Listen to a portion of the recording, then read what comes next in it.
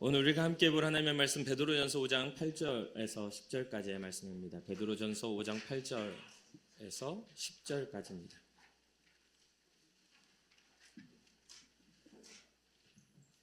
베드로전서 5장 8절에서 10절까지 말씀 우리가 한 목소리로 함께 봉독하도록 하겠습니다.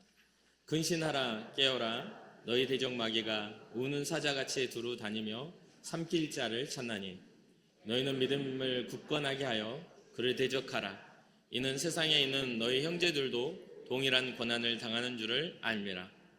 모든 은혜의 하나님 곧 그리스도 안에서 너희를 부르사 자기의 영원한 영광에 들어가게 하신 이가 잠깐 고난을 당한 너희를 친히 온전하게 하시며 굳건하게 하시며 강하게 하시며 터를 견고하게 하시리라. 아멘. 여러분들의 삶을 살면서 어떤 두려움 앞에 서거나 또 긴장감을 줄 만한 염려 앞에 서신 적 있으십니까? 저에게도 종종 그런 일들이 자주 일어나게 되는데 어떤 때는 사소해 보이는 것들이 굉장히 큰 문제로 발전하는 것들을 보고요. 어떤 때는 우리가 감당하지 못할 만큼 큰 문제가 바로 앞에 있어가지고 이거 어떡하지? 라고 생각할 만큼 큰 문제들이 이렇게 다가오기도 합니다. 말씀드렸다시피 저의 삶을 돌아볼 때에도 수많은 크고 작은 일들이 있었던 것 같습니다. 그 문제들은 때로는 사람을 통해서도 오기도 하고 때로는 환경이나 어떤 기후를 통해서도 오기도 하고 때로는 직접적인 영적인 도전을 통해서 오기도 했던 것 같아요. 삶을 살면서 그러한 일이 한꺼번에 하루에 일어나는 적도 있었습니다. 그러니까 믿음의 공동체 안에서 제가 이제 대학교 1, 2학년 정도 됐던 시즌인데 예배를 드리고 은혜를 받아서 같이 믿음의 공동체와 같이 이야기를 하다가 막 영적인 전쟁에 대한 이야기, 우리가 민감하게 주의 말씀 앞에 살아가야 된다는 이야기를 하다가 같이 앉아있던 그 1년 후배가 갑자기 이 마음의 두려움으로 이게 뭐가 확 씌인 거예요. 그래가지고 멀쩡했던 친구가 갑자기 확 돌변하니까 같이 이야기했던 사람들이 다 그걸 느낀 거죠. 놀래가지고 같이 붙잡고 기도하기를 시작했는데 이야기를 하다가 갑자기 기도하기를 시작했는데 정말 새벽이 되도록 밤새도록 그 기도를 하고 그 씌어버린 그 악한 영을 쫓아보내는 그러한 일들이 있었습니다.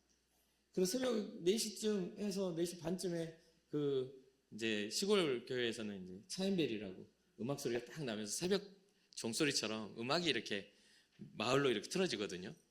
그 차인벨 소리가 딱 나는데 이제 새벽 기도를 하러 이제 나오시는 저희 그때는 아버님이죠. 새벽 기도를 설교하시러 나오시다가 아버지가 뜬금없이 그런 이야기 하셨는데 태풍이 올라온다고 하더라. 같이 올라가서 태풍이 오기 전에 올라가서 이제 기도원을 운영하셨는데 기도원 지붕을 좀 이렇게 돌이나 이런 것도 또 이렇게 눌러놔야 되겠다. 안 그러면 지붕이 다 날아간다. 라고 해가지고 그것을 하려고 이제 태풍을 맞이하려고 이제 올라가서 그 일을 하고 있는데 태풍이 불어온 거죠. 바람이 닿은 거예요. 그래가지고 그 태풍이 워낙 세가지고 이제 그 위에 그 비가 새지 않도록 비닐로 이렇게 덮으려고 3명이서 친구와 또 그 귀신 역사했던 그 동생과 또 저랑 이렇게 비닐을 들고 가는데 바람이 확 부니까 양쪽에서 잡고 있던 비닐을 놓친 거예요. 그러니까 이 바람이 센 바람에 제가 딱 감싸져가지고 공중에 붕 떠가지고 한 30m를 날아가기 시작합니다. 그렇게 해서 날아가다가 이제 다행히도 안전하게 그 기도원을 작업하기 위해서 이 모래를 쌓아놓은 거기에 제 발이 걸려서 이렇게 거기서 이제 안전하게 이렇게 다치지 않게 됐단 말이죠. 거기까지도 이제 저희 아버님은 오늘 내 아들을 잃었구나 생각을 하셨대요.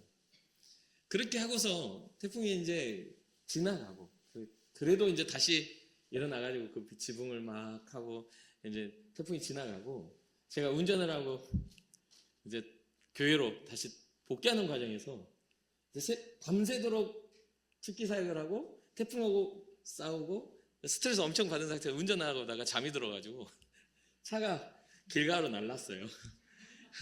탈선을 한 거죠. 붕 떠서. 그래가지고 그런 어떤 하루에 일어난, 그러니까 하루에 그것도 24시간도 아니고 12시간 안에 일어난 그런 재난이 저에게 확 닥친 거죠. 여러분 어떠신가요? 그 어떤 문제들이 딱 일어났을 때 다 죽을 일이었어요. 저에게는 다 그런 일이었어요. 근데 놀랍게도 그 모든 과정에서 머리카락 하나 상하지 않고 여기까지 이렇게 어디 크게 다치지 않고 이렇게 건강하게 왔죠. 살다 보니까 그런 일들이 꽤 자주 일어났던 것 같습니다. 그때마다 하나님의 어떤 보호하심이 있었다라고 저는 확신을 해요. 그리고 또 자녀들을 내 키우다 보니까 자녀들의 위기도 겪게 됩니다. 그때마다 항상 기도하는 건 세상의 악한 것과 마주하지 않기를 위해서 기도합니다. 지금도 여전히 똑같아요. 여러분들에게도 그런 기도를 제가 하죠. 여전히 똑같습니다. 수많은 크고 작은 일들을 우리가 겪게 돼요. 그런 부분 속에서 우리는 여전히 하나님의 은혜 안에 살아가고 있다는 것이죠. 요즘에는 또 우리의 선택과 상관없이 여러 가지 소문들을 듣게 됩니다. 그 소문들이 뭡니까? 전쟁의 소문을 듣게 되고, 경제 위기의 소문을 듣게 되고, 미래 먹거리 전쟁에 대한 이야기를 듣게 됩니다. 그러고 계시죠? 뉴스만 봤다 하면 좋은 이야기는 별로 안 나오고 세상 악하고 무서운 이야기만 엄청 많이 나오고 있어요. 그러니까 계속해서 우리는 그걸 보면서 긴장감을 갖게 되고 두려움을 갖게 됩니다. 그런데 이럴 때일수록 우리는 오늘 본문의 말씀을 통해서 베드로가 말하고자 하는 그 산 소망을 우리가 잡아야 될 것이고, 또 주님의 능하신 손 아래 우리가 들어가야 될 줄로 믿습니다. 본문은 사도 베드로가 초대교회 장로들에게 먼저 베드로전서 5장에 이야기를 하고, 또 그 교회 안에 장로들의 다스림을 받는 젊은 성도들에게 그 이야기들을, 교회 질서에 대한 이야기를 하고 또 오늘 본문에 이어집니다. 이 편지를 쓸 시기가 주후 예수님이 오신 후 64년경이에요. 근데 이때 당시에 로마에서 사역을 하고 있던 베드로는 이때가 굉장히 핍박의 시기이기도 합니다. 역사적으로 주 64년에서 68년까지가 네로 황제의 기독교 박해가 아주 심해가지고 사람들을 이렇게 원형 경기장에서 짐승에게 이렇게 사자나 그런 어떤 짐승에 찢겨 죽이게 하는 것을 이렇게 관람하는 시대였고, 또 살펴보면 이 기독교인들을 잡아다가 이제 이렇게 횃불 대신에 기독교인들을 불태워가지고 이렇게 불을 지폈던 그런 시기이기도 합니다. 정말 처참한 시기죠. 이것이 어떤 현상이냐면, 이때 당시에 로마에 불이 일어났는데 그 불이 일어나서 굉장히 큰 화재에 그런 어떤 책임을 져야 되는데 책임질 사람이 없는 겁니다. 그래서 네로 황제가 자기의 어떤 집권의 위기를 겪으니까 이 기독교인들이 불을 질렀다 해가지고 기독교의 대박해가 일어났던 시기가 64년부터 68년까지 그 긴 시간 동안 이어지는 그 시기이기도 합니다. 그러니까 이 편지를 쓴 시기를 64년경이라고 한다면 이 베드로가 로마의 기독교 박해가 일어나는 시점에서 기독교인들의 고난 앞에서 이 편지를 쓰고 있다는 것이죠. 이렇듯 어려운 시기에 베드로는 교회를 이루는 지도자인 장로와 또한 젊은 성도들에게 이 교회를 이루는 데 있어서 어떠한 자세를 가지고 이것을 섬겨야 되는지를 말해주고 있습니다. 먼저 그것을 간단하게 1절부터 이렇게 오늘 본문 이전까지 정리를 하자면 이런 뜻입니다. 장로들은 그리스도의 고난의 증인이다. 하나님의 영광에 참여할 사람이며 맡겨진 양무리를 치되 억지로 하지 않아야 할 그러한 자원하는 사람들이다. 주의 뜻을 자진함으로 하고 억지로 하지 말아라. 더러운 이익을 탐내지 말고 기쁜 마음으로 이 일들을 감당하라 라고 이야기합니다. 먼저 성도들의 모범이 되는 그런 장로해지기를 이야기해 줍니다. 그러면서 장로로서 사람들 위해 군림하려고 하지 말고 양떼의 모범이 되며 목자장이신 주님이 오실 때에 영광의 면류관을 얻을 자들이게 끝까지 사명을 지키라는 뜻이죠. 이 이야기를 들으면 여러분 어떻습니까? 오늘날 우리 한국교회가 처해서 평가받는 목회자나 장로들에 대한 이 권면으로 또 맞는다고 생각하지 않습니까? 교회가 문제가 생기는 것은 한 사람의 문제가 아닙니다. 교회가 문제가 생기는 것은 무리의 타락이에요. 한 사람이 큰 문제가 일으키더라도 그것을 자정할 수 있는 작용들이 은혜가 있다면 능히 이겨낼 수 있는데 한결로 타락하기 때문에 이런 현상이 일어나겠죠. 그러면서 젊은 성도들에게 이렇게 말하죠. 교회 안에 장로들에게 순종하고 겸손한 모습을 가져라. 그 이유는 하나님은 교만한 자를 물리치시고 겸손한 자에게 은혜를 주시는 분이기 때문이다. 교만이라는 걸 어떤 목사님이 그렇게 표현하더라고요. 교만한 사람은 그 교만의 특징이 자기가 교만한 줄 모른답니다. 교만한 줄 모르니까 교만하게 산대요. 그러니까 우리가 이 교만함을 깨달으려면 하나님의 은혜 안에 우리의 모습을 비춰볼 수 있는 그런 우리 안에 은혜가 있어야 된다는 거죠. 하나님의 은혜 안에서 우리를 능하신 손 안에 우리가 들어갔을 때 우리는 겸손할 수 있다는 것이죠. 가끔 목회자를 살면서 그런 이야기들을 종종 듣습니다. 특히 이제 부산에서 어떤 청년 하나가 예배를 드리고 또 이렇게 신앙생활 잘하고 그 팀의 선교 팀장을 이렇게 세워놨더니 이제 자기가 이제 뭔가 팀장으로서 뭔가 사명감이 있었겠죠. 그러면서 그 청년이 예배를 딱 드리고서 와가지고 그러는 거예요. 목사님, 성경의 말씀대로 하시는 게 어떤가요? 라고 묻는 거예요. 그래서 그게 무슨 뜻이냐? 라고 했더니 목사님의 삶의 신앙의 여정의 이야기가 아니라 성경이 말하고 있는 말씀대로 이야기해 줬으면 좋겠다라고. 그래서 제가 그런 이야기를 했습니다. 성경에서 개인의 걸음이 아닌 말씀을 찾아보라고. 엘리야는 엘리야의 걸음을 걸었고 모세는 모세의 걸음을 걸었고 또 오늘 우리가 살펴본 베드로는 베드로의 걸음을 걸었다. 마태, 마가, 누가, 요한이 예수님을 만나서 함께 했지만 그들의 이야기가 똑같더냐고. 한 감동과 한 성령으로 스스로의 믿음의 여정을 통해서 간증할 수 있는 자가 은혜의 사람이지, 그냥 대충 말씀에 접목해가지고 그 말씀에 위안을 받고 나는 걷지 않으면서 그것을 주장하는 사람은 바리새인이라고 말한다. 스스로 걸을 수 있는 걸음이 신앙인 거야 라고 이야기를 했어요.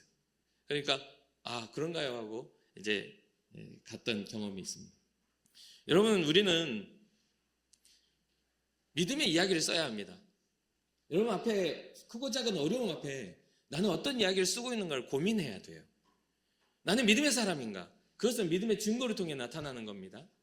내가 주님 앞에서 신앙적인 결단을 내리고 믿음의 작정을 했을 때 우리는 신앙자를 하는 거예요.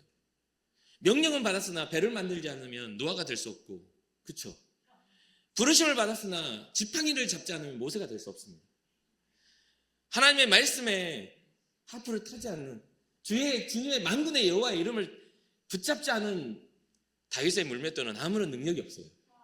그러니까 사랑하는 성도 여러분, 여러분들의 이야기, 여러분들의 신앙의 이야기를 쓰십시오. 그것은 바로 권한 틀에 당면한 우리의 사명이기도 합니다. 베드로는 지금 장로들과 젊은 성도들에게 이야기하고 있어요. 장로들의 삶은 이래야 한다. 젊은이들이여 겸손하라. 이런 이야기를 하고 있어요. 그것은 어떤 특별한 계시가 아닙니다. 우리가 마땅히 걸어야 할 신앙적인 걸음인 것이죠. 그러면서 오늘 이러한 이야기와 더불어 오늘 이야기를 하고 있어요. 무슨 이야기냐면 단순하게 보여지는 외적인, 지금 이제 베드로전서 5장에 보면 이 로마를 바빌론이라고 표현을 하거든요. 이 바벨론은 영적으로 하나님을 대적하여 일어난 그 나라를 지칭했을 때 은유적으로 사용했던 이야기이기도 합니다. 그러니까 이 바벨론과 같은 로마와 싸우고 있는 이 신앙자들에게 지금 이야기를 하고 있는 거예요. 이것은 어떠한 것이냐? 보여지는 물리적인 것 이상의 악한 영의 역사가 있는 것이다. 그것을 깨달은 자들이 믿음의 걸음을 걸을 수가 있어 라고 이야기해주고 있는 것이죠. 그래서 이 본문에서는 시대적으로 보여지는 외적인 고난도 있겠지만 그 이면의 목적을 가진 영적인 힘이 한다는 것을 경고해주고 있습니다. 그 영적인 힘을 이겨내기 위해서는 먼저 오늘 본문에 베드로가 뭐라고 이야기합니까? 근신하라, 깨어라 라고 이야기를 합니다. 근신하며 깨어있어야 한다라고 말을 하는 것이죠. 이것은 나태한 신앙을 버리고 정신을 차리고 깨어서 기도하라는 뜻이기도 합니다. 이 근신하라는 뜻의 원어를 보니까 넵사테라는 단어를 써요. 이 넵사테는 정신을 바짝 차려라는 뜻입니다. 정신 바짝 차려. 정신줄 놓으면 어떻게 된다는 거죠? 마귀의 격에 삼킴을 당하게 된다는 뜻이에요. 그리고 깨어나라는 뜻은 그레고레 사테라는 뜻, 이 말을 씁니다. 그레고레 사테, 이거는 무슨 말이냐면 잠들지 말고 깨어있어. 정신 바짝 차리고 잠들지 말고 깨어있어. 그러니까 아예 잠자지 말라는 뜻이 아니죠. 예수님이 열처녀 비유를 통해서 지혜로운 5처녀와 미련한 5처녀의 비유를 하셨잖아요. 그 말은 뭐냐면 신랑이 곧 오시려고 하는데 준비하지 않은, 기름 등불을 준비하지 못한 그러한 모습을 말합니다. 그럼 이 기름 등불은 단순하게 외적인 물리적인 어떤 불을 밝히는 거겠지만 주님이 말씀하시는 그 기름 등불은 무엇입니까? 성도가 맞이할 신랑에 대한 기대와 준비이지 않겠습니까? 그러니까 근신하고 깨어라라고 하는 것도 마땅히 잠자지 말고 계속 눈 뜨고 있어라는 뜻이 아니에요. 그러면 인간의 한계가 금방 드러납니다. 잠 안 자고 며칠이나 버티겠어요. 이 말은 즉 영적인 잠에서 깨어나, 영적인 나태에서 깨어나, 무뎌진 영적인 상태에서 민감한 상태로 변하다는 뜻입니다. 우리는 기도하지 못해도요, 영은 기도하게 돼 있는 거예요. 우리는 잠들어도 성령께서는 잠들지 않으시는 분이란 말이에요. 그러니까 우리는 영적인 기대감을 가지고 날마다 주님과 함께 동행하는 삶을 꿈꿔야 되는데, 우리의 삶은 주님과 동행하는 삶을 꿈꾸기 전에 세상에 잘 먹고 잘 살고 성공하는 것만 꿈꿔요. 우리의 기도가 다 그래요. 우리가 삶을 평안하게 하시고 우리의 자녀들이 잘 되게 하시고 이런 기도밖에 없어요. 성경은 그것을 우리에게 가르쳐주고 있지 않습니다. 그는 부수적으로 따라오는 것들이라는 것이죠. 그러니 우리는 지금 현재 정신을 차려야 돼요. 깨어나야 합니다. 그리고 뭐를 해야 되냐면, 이 베드로가 뭐라고 합니까? 마귀를 대적하라 하잖아요. 여러분, 마귀와 대적하고 계십니까? 마귀가 어떤 모습으로 오는데요? 여러분, 마귀를 어떻게 구별합니까? 마귀는 이빨 길게 뿔 길어가지고 이렇게 안 와요. 여러분, 그렇게 보신 적이 몇 분이나 되겠어요? 그런 경우는 거의 없어요. 영적인 게 열려가지고 막 그렇게 하는 경우, 뭐 가위 눌렸다고 하시는 분들도 있겠죠. 평생 나는 가위도 눌려봤고 눈 떠보니까 뭐 검은 것이 있고 막 이럴 수도 있겠죠. 근데 실질적으로 성경이 말하는 마귀의 역사는 상실이에요, 상실. 무엇에 대한 상실일까요? 진짜 하나님이 우리에게 부여하신 생명의 상실을 시키려고 마귀는 역사하고 있다는 거죠. 구원받지 못하게 하려고. 하나님의 구원이 무가치하게 여겨지게 하려고. 주님의 열심히, 하나님의 열심히, 우리를 향하신 하나님의 구원하심의 열심히 우리에게 별 무가치하게 여겨지게 만든다는 거예요. 그래서 막 이 말씀을 들어도 그래도 먹고 사는 게 중요하죠. 그 상태로 돌아가는 겁니다. 그래도 삶의 성공이 있어야 뭐 믿기도 하고 그러지. 그렇게 이야기를 하게 돼요. 사도 베드로는 지금 기독교인의 핍박 속에서 지금 고민하고 있는 겁니다. 잘 되고 성공하고 안전한 때의 그러한 경고가 아니라 시대적인 핍박이 기독교인을 말살시키려고 하고 죽이려고 하는 그런 시대에 지금 이야기하고 있는 거예요. 여기에서 대적이라고 사용되어지는 단어를 보니까 소송 상대라고 이야기합니다. 소송의 상대. 우리를 소송한다는 거예요. 성경은 마귀를 뭐라고 하냐면 참소하는 자, 소송하는 자. 그 말은 뭐냐면 소송할 때 뭐라 하죠? 상대방에 뭐를 들춰내죠? 죄를 들춰내죠. 잘 보십시오. 심판장 앞에서 잘 보십시오. 이는 죄는 아닙니까? 이렇게 사는 것이 하나님의 뜻에 어긋난 거 아닙니까? 라고 하면서 끊임없이 죄를 들춰내서 그로 하여금 가치를 상실하게 만드는 겁니다. 그러니까 대적 마귀는 우리의 가치를 상실하게 만드는 존재라는 거예요. 우리로 하여금 걷는 걸음이 무가치하게 만들어 주님을 위해 사는 것이 아무런 가치가 없다고 여겨지게 만드는 존재라는 것이죠. 그러니 그러한 존재로 하여금 힘을 얻게 하지 말고 정신 차리고 깨어서 기도함으로 은사자와 같이 삼키려고 찾는 그 마귀와 대적하라는 겁니다. 여러분 어떠신가요? 우리가 선한 명분을 얻기 위해서 우리는 어떠한 일이 있어야 되냐면 주님의 강하신 그 은혜 안에 그 주님의 능력의 손 아래 우리가 들어가야 하는 겁니다. 주님이 우리를 붙잡고 우리를 의롭다 하셔야만이 우리는 명분을 얻는 거예요. 우리의 어떤 가치, 우리의 어떤 자격을 얻는 게 아니에요. 인천 궁곡교회 50년, 70년, 100년을 이곳에 출석한다고 출석으로 얻는 게 아니에요. 신앙과 믿음으로 얻는 겁니다. 하나님을 신뢰하는 믿음으로 얻는 거예요. 그래 사랑하는 성도 여러분, 정신 차리고 깨어서 기도하시기를 주님의 이름으로 축복합니다. 그리고 마귀를 대적하여 죄와 싸우시기를 주님의 이름으로 축복합니다. 에베소서 6장 12절에 우리의 싸움은 혈과 육을 상대하는 것이 아니요 통치자들과 권세들과 이 어둠의 세상 주관자들과 하늘에 있는 악의 영들을 상대함이라 라고 말합니다. 모든 모양은 영적인 어떤 그런 모든 일들은요, 제가 성경을 보니까 정말 특별한 상태가 아니면 모든 악은 사람을 통해서 들어옵니다. 모든 선한 사역도 사람을 통해서 이루어지고요. 하나님은 우리의 인생 속에서 하나님의 일을 하실 때 있어서 하나님의 사람들을 보내셔서 복받을 사람들을 선별하셔요. 그것을 하나님의 사람이라고 인정하는 사람들에게 복을 주시더라는 거예요. 한번 성경을 잘 보십시오. 어떻게 복이 그에게 임하는지, 엘리야를 통해 어떻게 어떤 사람에게 복이 흘러갔고, 모세를 통해 어떻게 하나님이 일하셨고, 사무엘을 통해 어떻게 일하셨는지를 한번 보시라는 이야기예요.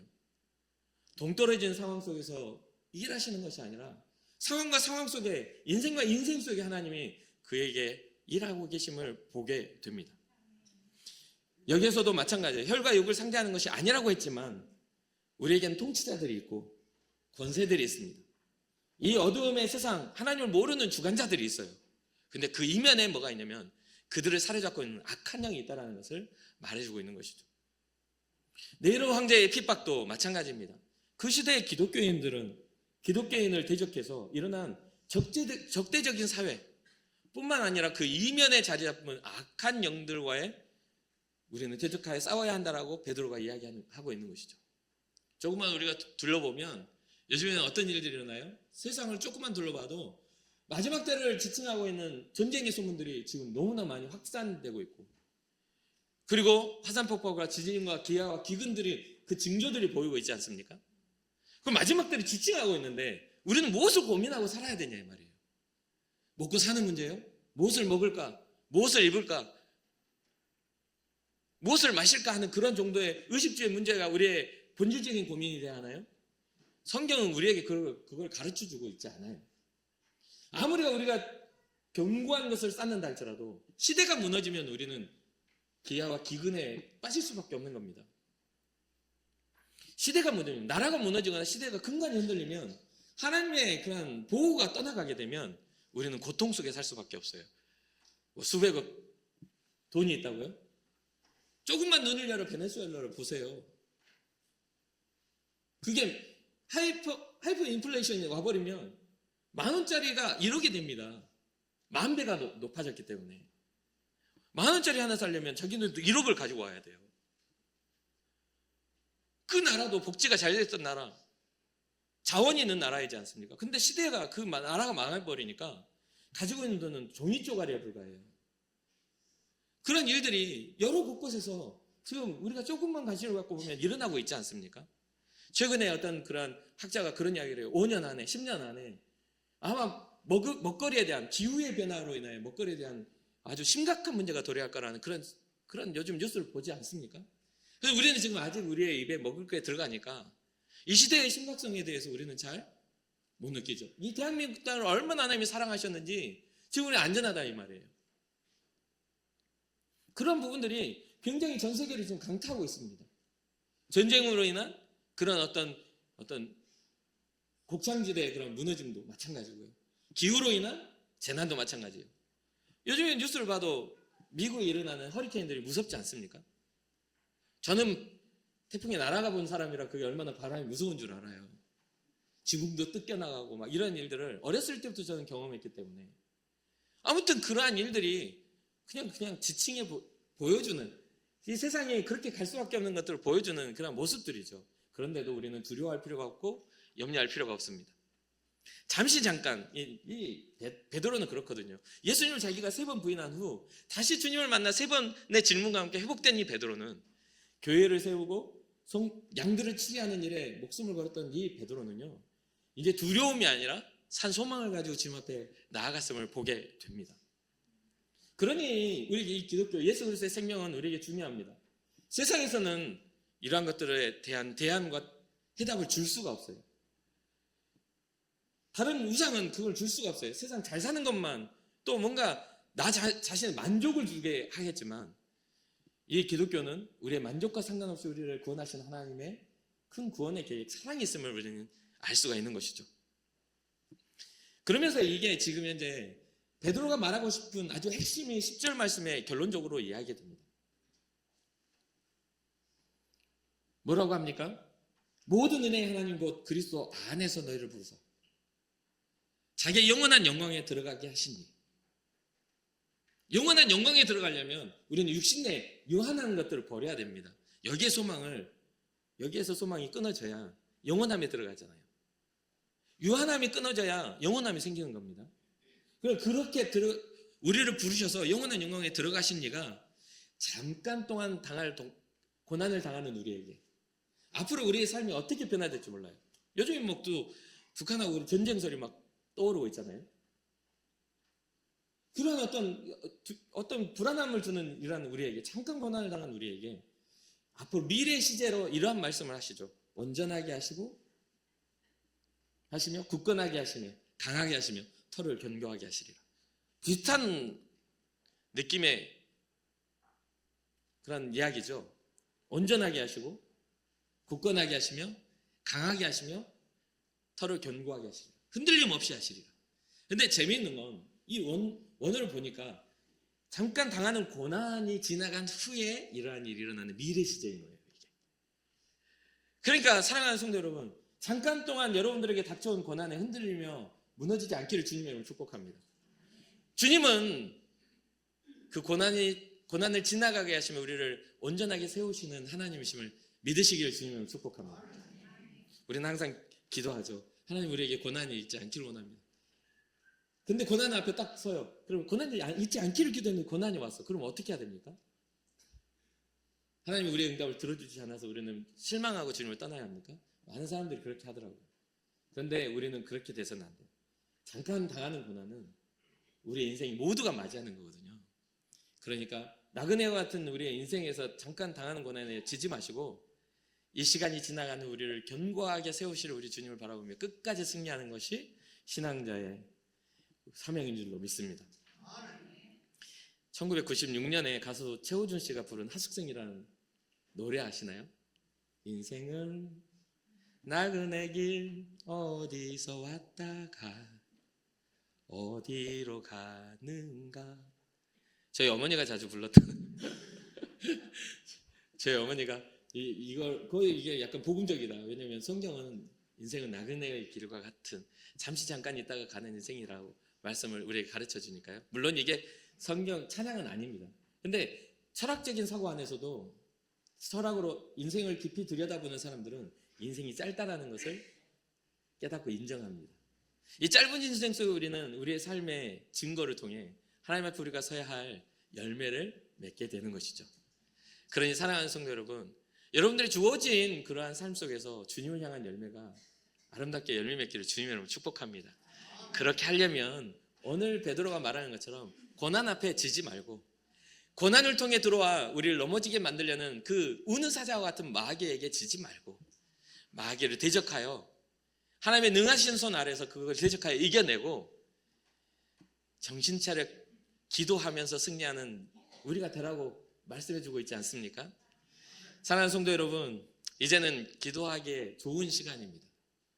우리가 영적인 잠이 들어있을 때가 아니라 여러분들 삶의 현장이나 또 주어지는 그런 상황 속에서 기도를 작정해 보시지 않겠습니까? 정신 차리고 깨어서 주님 앞에 구해 보시지 않겠습니까?